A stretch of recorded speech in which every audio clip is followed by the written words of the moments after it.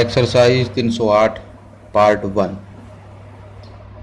In its licensing policy, government will regulate the activities of the large-scale houses to bring them in line with the country's socio-economic goals. Full stop. Whether large-scale unit, whether belonging to large houses or not, are already engaged in the manufacture of items since reserved for the small-scale sector, there will be no expansion in their capacity. Full stop. On the other hand, the share of these units in the total capacity for these items will be steadily reduced and that of small scale and cottage sector increased. Full stop. In licensing other activities of large scale industry, particularly of units belonging to large houses, government would pay due regard to the existing share of these units in the total domestic production of these items. Full stop. It will be the policy of the government to ensure that the unit or business group acquires a dominant or monopolistic position in the market. Full stop. The present industrial activities of the large houses will be scrutinized so that unfair practice arising out of manufacturing interlinkage are avoided. Full stop. Para. There will be an expanding role for the public sector in several fields. Full stop.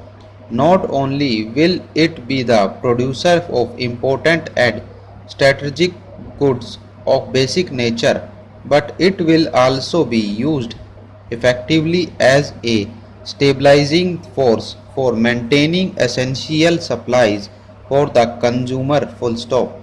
The public sector will be charged with the responsibility of encouraging the development of a wide range of ancillary industries and contribute to the growth of decentralized production by making available its expertise in technology and management to small scale and cottage industry sectors. Full stop. Para.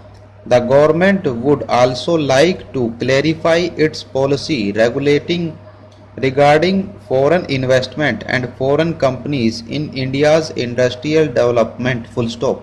So far as existing foreign companies are concerned, the provision of the Foreign Exchange Regulation Act would be strictly enforced. Full stop.